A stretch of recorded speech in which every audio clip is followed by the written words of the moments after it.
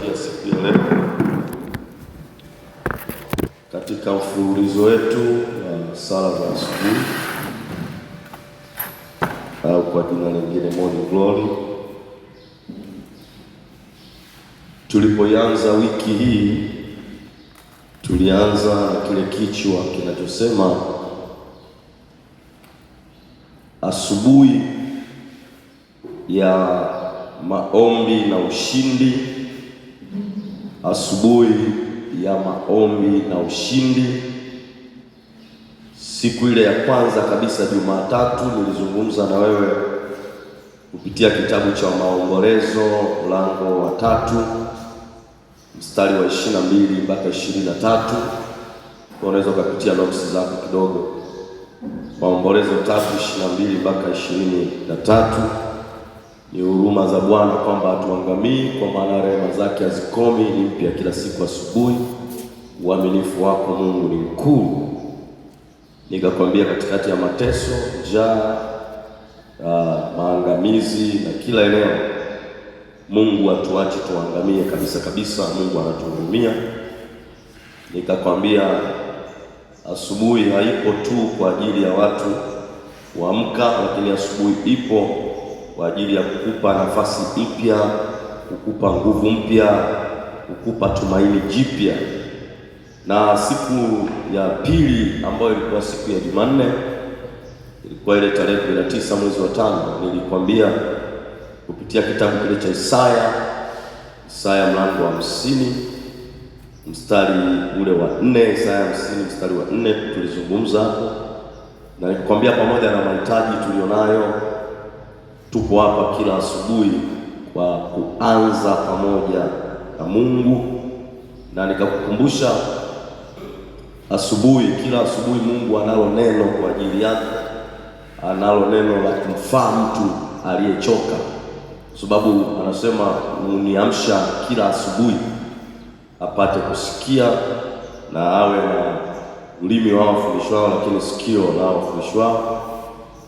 Na nikakwambia Mungu anapolituma neno lake uliweka ndani ya watu. Anapoliweka ndani ya watu anawapa hekima ili waende kusema na watu. Wakati mwingine anaweka huduma ndani ya watu itakayowasaidia watu waliochoka, watu waliokata tamaa. Na nikakwambia katika ile asubuhi ya Jumanne kwamba Mungu anataka tuweke kipaumbele kumsikiliza. Nilizungumza swala hilo. Watu wengi tunaomba, hatutengi muda wa kumsikiliza Mungu. Kwa hiyo Mungu anataka tuweke kipaumbele katika kumsikiliza. Tumekuwa tukisema mengi mbele zake, lakini naye Mungu ana neno analotaka kusema na sisi. Hamna kitu kibaya kama unaenda kwa mtu anaongea yeye tu mwanzo mwisho, na watu wa namna hiyo hapo. Ukitaka kuongea wewe, ukitaka kutia neno tu anasema nisikilize kwanza. Lakini Mungu anataka tusemezane. Kwa maana kwenye Isaya anazungumza njoni tusemezane. Kwa hiyo anataka kanisa liwe linasema mbele za Mungu, yawe ni mazungumzo, sio kupeleka tu taarifa au malalamiko. Mungu naye ana neno, anataka kanisa tuwe tuna muda wa kusikiliza. Bwana asifiwe. Na kwenye maombi yale katika Jumanne nikakwambia ombea sikio lako na ulimi wako. Sikio maana yake ombea unachosikia, ulimi ombea unachosema. Kwa Jumanne ile tulizungumza, nakwambia ombea sikio lako, ombea yale unayosikia. Pia ombea ulimi wako, yale unayoongea. Kuna wimbo tunaimba, mawazo ya moyo wangu na maneno ya kinywa changu yapate kibali mbele zako. Kwa hiyo wapendwa, kuna namna ambavyo unaweza ukakata tamaa kwa maneno ambayo unaweza ukayasikia. Ombea unachokisikia. Hiyo ndio nilizungumza siku ya Jumanne. Na ombea unachokisema. Unachokisema kinaweza kikaharibu hata future yako au future za wengine. Na tukashuhudia tena katika siku ya ngapi? Ya 3, sio? Bwana asifiwe. Siku ya 3 nikazungumza na wewe kwa habari ya Mwanzo 41 mstari wa 8 mpaka 16. Siku ya 3 ambayo ilikuwa siku ya Jumatano.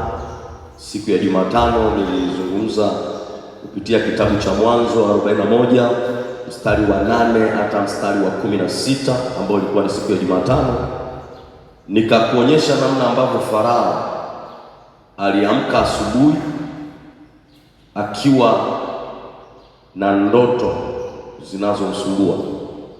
Nilizungumza siku ya Jumatano na Alhamisi, lakini katikati hapo Mungu kuna neno alisema na sisi, nyingine kwa sijaweka kwenye notes, lakini sasa niunganishe siku ya 3 na ya 4, yani Jumatano na Alhamisi. Farao aliamka asubuhi akiwa na ndoto zinazomsumbua, akawaita waganga, wani wachawi, wapiga ramli, wafanya mazingaombwe, akawaita wenye hekima wa Misri, wakashindwa kumtafsiria ndoto Farao. Ndipo asubuhi wakaenda kumuita Yusufu, na Yusufu asubuhi hiyo alitolewa gerezani, akanyoa nywele, maana alikuwa anyoa nywele kule gerezani, akavaa nguo nyingine, nguo ambazo zinaweza kumsogeza mbele ya mfalme. Na alipofika mbele ya mfalme, Yusufu alikuwa bado ni mfungwa. Na nikakwambia mambo manne. Nikakwambia kipengele A, usiku Farao aliota ndoto, na wakati huo huo Yusufu ni mfungwa gerezani. Usiku mmoja Farao ameota ndoto, Yusufu ni mfungwa gerezani. Kama ameota ndoto, maana Farao alipata muda wa kulala. Hatuna uhakika Yusufu gerezani kama alikuwa anapata muda wa kulala kwa kiwango cha kuota ndoto. Lakini asubuhi hiyo hiyo Farao akafadhaika. Wakati Farao anafadhaika asubuhi hiyo hiyo, Yusufu ni mfungwa gerezani. Kwa Farao bado anaendelea kufadhaika asubuhi, Yusufu bado ni mfungwa. Asubuhi hiyo hiyo Yusufu analetwa mbele zake Farao akiwa mfungwa, katika hali ya ufungwa. Lakini angalau alikuwa ametoka kule kwenye gereza, lakini bado ni mfungwa. Ni mfungwa ambaye nadhifu kwa wakati huo, kwa dakika chache, amenyolewa nywele, amevaa nguo nyingine. Lakini mwisho nikakwambia asubuhi hiyo hiyo Farao anapata majibu ya ndoto zake.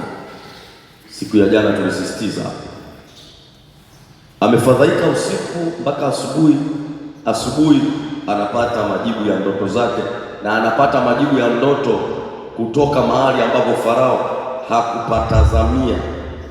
hakutazamia. Nikakwambia kuna saa majibu yetu yako kwa watu ambao hatuwatazamii, yako mahali ambapo hatutegemei. Kwa hiyo Farao akiwa ameota ndoto inamfadhaisha, majibu yake aliyategemea kwa waganga, alitegemea kwa wenye hekima, ndio fikra zake ziliishia. Lakini kumbe jibu la ndoto ya Farao, tafsiri ya ndoto, anayeweza kutafsiri yuko gerezani. Kwa hiyo kwenye maisha yako punguza dharau kama huwezi kuacha kabisa. Bwana asifiwe. Naomba nirudia, kwenye maisha yako punguza dharau kama hauwezi kuacha kabisa. Walioko huku nje wote wameshindwa kumpa jibu Farao. Jibu la ndoto yake liko gerezani. Na sidhani kama Farao alikuwa na tabia kwenda kutembelea wafungwa, sina uhakika mfalme kama alikuwa anapata muda wa kwenda gerezani kuwatembelea wafungwa, kuwasalimia, sina uhakika. Lakini kwa mara ya kwanza mfungwa amebeba jibu la ndoto za Farao. Na Yusufu naye akiwa gerezani kwa muda ambao hakutarajia kabisa, anatoka gerezani. Hakutarajia kabisa anapewa cheo akitokea gerezani. Hakutarajia kabisa anapewa mke. Na tukio hilo la kutoka gerezani na kupewa cheo ni asubuhi. Bwana asifiwe. Amelala usiku, ni mfungwa, anaamka asubuhi kama hii, anakutana na cheo kikubwa sana. Hakuwahi kuomba, ila alimwambia mtu mmoja, ukitoka gerezani, mnyweshaji wa mfalme, unikumbuke. Jamaa akamsahau. Wewe inawezekana unaona umesahaulika, lakini mbingu hazijakusahau. Bwana asifiwe. Mbingu hazitusahau. Unaweza ukawatendea watu mema sana wakajifanya, siku hizi tuna kauli tunasema unajisahaulisha. Yaani anajisahaulisha kama wewe ndio ulimsaidia kupata ajira. Anajisahaulisha kama wewe ndio ulimsaidia, ulimsapoti katika kila eneo. Usiumie moyoni. Mbingu huwa hazitusahau. Mungu anasema, je, mwanamke anaweza kumwacha au kumsahau mwana wa tumbo lake, mtoto wake anyonyaye? Anasema hao wanaweza akafika hatua wakafanya hivyo. Mungu anasema, mimi sitakusahau wewe. Nimekuchora katika vitanga vya mikono yangu, kuta zako zi mbele yangu daima. Mungu anatuangalia daima. Bwana msifiwe. Ndugu zake Yusufu, kwenye historia kufuatilia utakuja kugundua ndugu zake Yusufu walimuuza Yusufu, sio? Na baada ya kumuuza Yusufu, baba yake ameshaweka msiba, ameshalia, Yusufu amekufa. Lakini baada ya miaka anakuja kumkuta Yusufu akiwa na cheo kikubwa. Kuna mambo kwenye maisha yako unaweza ukazani ameshakufa, ushalilia kama ni msiba. Kwa Mungu tunayemwabudu, hata vile vitu ambavyo tulivililia tukaona tumevizika, unaweza ukashangaa unakuja kukutana navyo baadaye. Mnanielewa kanisa? Sijui unazungumza rohoni sana, lakini kuna vitu unaweza ukazani ndio basi vimekwisha, haiwezekani tena. Labda niseme kwa lugha nyepesi. Ningeongea na mama mmoja mwenye miaka 54 au mwenye miaka 50 hajaolewa, miaka 50 hajaolewa. Anaweza kama amekata tamaa kabisa, anasema yani maisha ya ndoa hayapo. Yani naweka historia kwamba anajiona kwamba hamna ndoa tena. Alafu ghafla mnashangaa anakuja kanisani hapa. Sasa baba mchungaji na mazungumzo naye kidogo. Unasemaje mama? Anasema naomba utaratibu wa ndoa inakuwaje?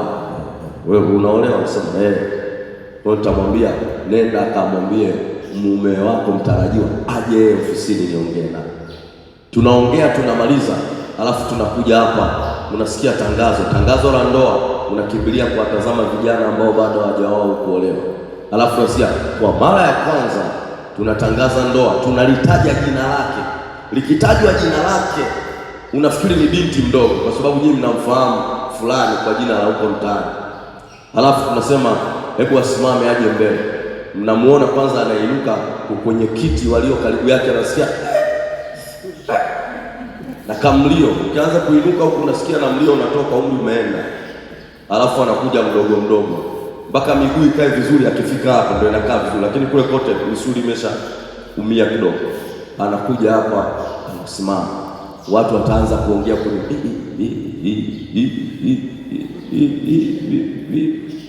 alafu mnamuona ana furaha, anashangilia ndoa mpya. Nafikiri anaolewa akiwa na miaka 25, anafurahia. Naelewa kanisa? Nazungumza mambo ambayo umeyakatia tamaa kabisa. Asubuhi moja inaweza inabadilishaga kabisa. Wala nisikilize, kuna mambo hayahitaji mwezi, hayahitaji mwaka. Yaani Mungu tuliye naye anaweza akaisababisha asubuhi moja, usiku ukawa sio wewe, asubuhi ukawa ni wewe, usiku ukawa ni mtu usiyejulikana vizuri au fahamiki, asubuhi watu wote wakafahamu kuna mtu fulani pale Kongolini. Ni mnanielewa kanisa? Kama mifano hiyo migumu kajifunzeni basi kwenye SGR wakati inapita leo. Kuna watu wanafahamika walikuwa na nyumba za kawaida kabisa, za kawaida, wamejenga nyumba zao hata madirisha hawajaweka. Ghafla reli inapita SGR, alafu wanaambiwa mtalipwa. Wamejenga majumba makubwa, kufumba na kufumbua, wana majumba makubwa. Ukienda kumwangalia anasema umejenga nyumba kubwa hii kivipi? Anasema ndio hivyo. Utasikia na wengine wanasema Mungu wangu, na kule kwenye viwanja vyangu pia sireli ipite. Kufumba na kufumbua, maisha huwa yanabadilika. Si mnaelewa kanisa? Kwa hiyo usikate tamaa. Maisha hatuwezi kuyakatia tamaa. Maadamu asubuhi ipo, Na kama vile ambavyo hakuna mtu anaweza kuzuia asubuhi isitokee, ndivyo ambavyo mtu hawezi kuzuia maisha yetu, hawezi kuzuia kusudi la Mungu. Hapa sikutii moyo, nakwambia kitu cha kweli. So imetokea kwenye maisha, imetokea kwa watu wengi. Ni mnanielewa kanisa? Bwana asifiwe. Kawaulize watu ambao wanaishi mtaani, hawana kazi, hawajajiajiri wala hawajaajiriwa, lakini wamewekeza barua za maombi ya kazi kila kona. Wameweka kule barua, kule barua, kule barua, kule barua, kule barua, lakini leo unawatazama hawana ajira, hawana kazi, hawana fedha. Alafu unashangaa asubuhi kama hii mtu anaamka, anakaa saa 3, anashangaa anapigiwa simu mahali, wewe ni fulani, mwezi wa kwanza uliwahi kuleta ombi lako sema fulani, anasema sasa sikiliza, wiki ijayo unahitajika. Ghafla imebadilika kabisa. Nakumbuka mama mmoja kule Dar es Salaam, ni wa usharika fulani, alikuwa hana fedha, ila alikuwa anawakopesha watu. Alipataga fedha, akawa anawakopesha watu fedha nyingi, na ana nyumba zake za kupangisha.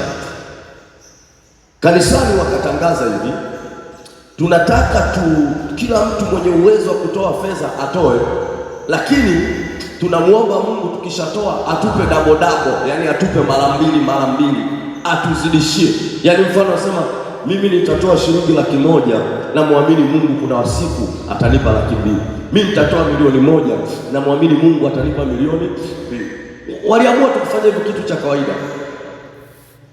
Yule mama alipomaliza kusema hivyo, alikuwa hana fedha, lakini kapiga hesabu kwa miezi yote hii naweza nikapata. Akaahidi kiwango kikubwa cha fedha. Siku moja akiwa yuko nyumbani, akapigiwa simu na mtu ambaye alikuwa hamlipi kodi ya nyumba ya miaka kadhaa. Nyumba kubwa, alishindwa kumlipa kwa muda mrefu.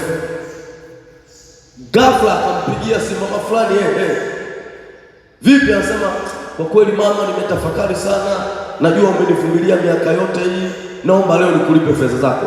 Akalipwa fedha nyingi. Alichokifanya, akawasha gari, akakimbilia kwa mchungaji wake asubuhi. Hiyo imetokea asubuhi. Kaenda kwa mchungaji wake, akamwambia mchungaji, unakumbuka tuliahidi kitu hiki? Akamuuliza, kwani wewe mchungaji uliahidi shilingi ngapi? Mchungaji wake aliahidi 1,000,000. Akamwambia, sasa sikiliza, wewe si uliahidi 1,000,000? Mungu kakupa double leo. Kwa hiyo sasa nakupa 2,000,000. Mchungaji anashangaa, vipi? Sema uliahidi 1,000,000, nakupa 2,000,000. Alafu na mimi niliahidi cha kwangu, na mimi ninalipa cha kwangu hapa. Ndio anakuja anamhadisia haya ambayo nakwambia wewe sasa hivi. Mnanielewa kanisa? Sikwambii sasa useme unampa Mungu 1,000,000 akupe 2,000,000. Unaweza kukupa 1,000,000 afu ikaenda, ila akakupa uzima wa milele, ingawa sasa sio leo, sio kesho.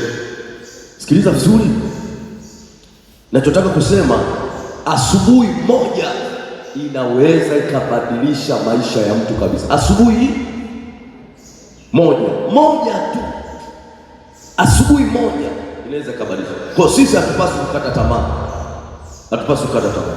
Ngoja nikusomee leo andiko, siku ya leo sasa, Ijumaa ya tarehe 22 mwezi wa 5, siku yetu ya 5 ya Morning Glory, na ndiyo siku tunayofunga somo letu. Wafalme wa kwanza mlango wa 3 mstari wa 16 mpaka 28. Kwa dakika hizi 10 zitatosha kabisa.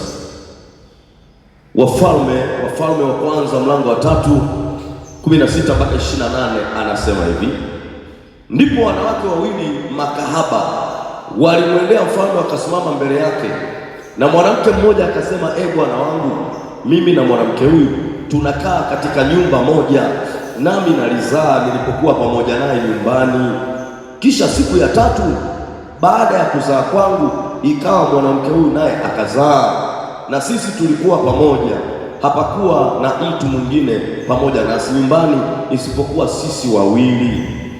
Na mtoto wa mwanamke huyu akafa usiku, maana alimlalia.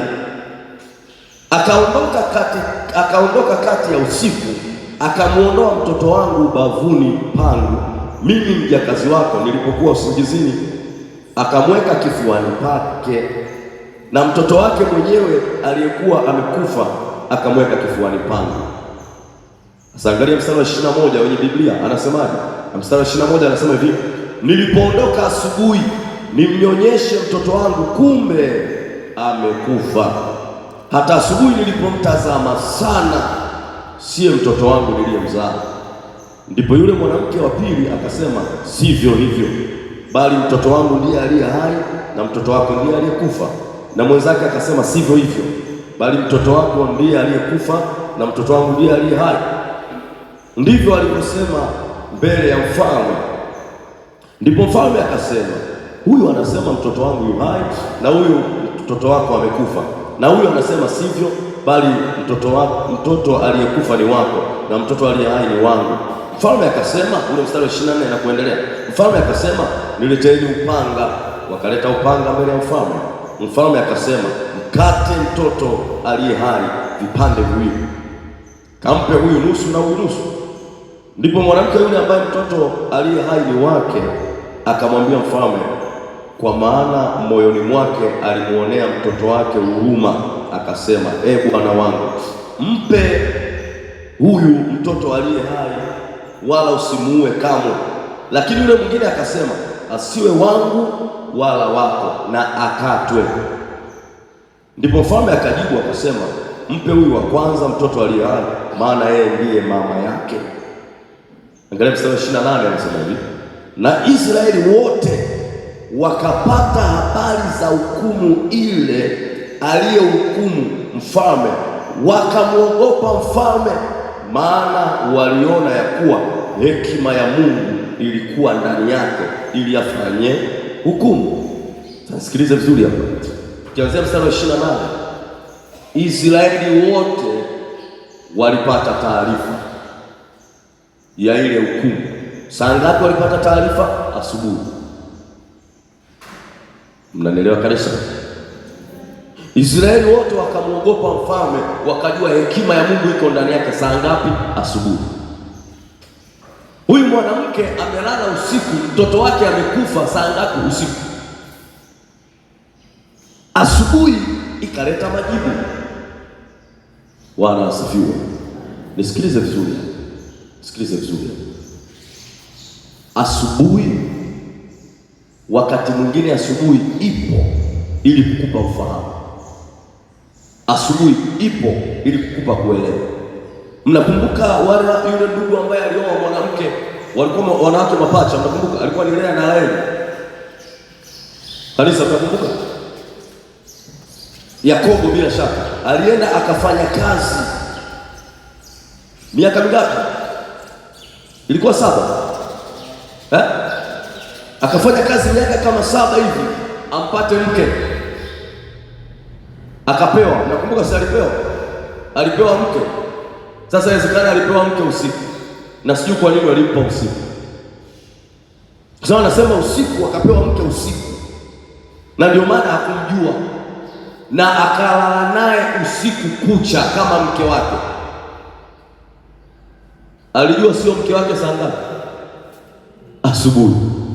Asubuhi anamwangalia, mbona sio yule, mbona sio yule. Wakamwambia, sikiliza bwana, utaratibu wa familia yetu, kama ni kabila letu au ukoo wetu, hawezi kuolewa mdogo kabla ya mkubwa. Ukimtaka huyo mdogo unayemtaka, fanya tena kazi. Akapiga tena 7 nyingine. Mnaelewa kanisa? Alijua saa ngapi? Asubuhi. Kwa hiyo asubuhi ipo kutupatia ufahamu. Nilijiuliza, ina maana huyu ndugu huyu Yakobo yeye hawanaga taa, si ndio? Yaani kujua tu kwamba huyu sio fulani, hata taa. Yaani ni kweli ni giza miaka hiyo, hata kuwasha moto walikuwa hawana akili hiyo. Na asubuhi alitumia kigezo gani kujua? Kwa nini wampe mke usiku? Sherehe inaweza kufanyika usiku, lakini sio wanakupa asubuhi. Yuko mnaelewa kanisa? Asubuhi ipo kwa ajili ya kutupatia ufahamu. Kuna kitu unatakiwa ukielewe asubuhi. Ndio maana tunakuja kuanza na Bwana, tuanze na Mungu. Kuna vitu vinatokea asubuhi. Mungu atusaidie kanisa. Haleluya, haleluya. Naomba tusimame.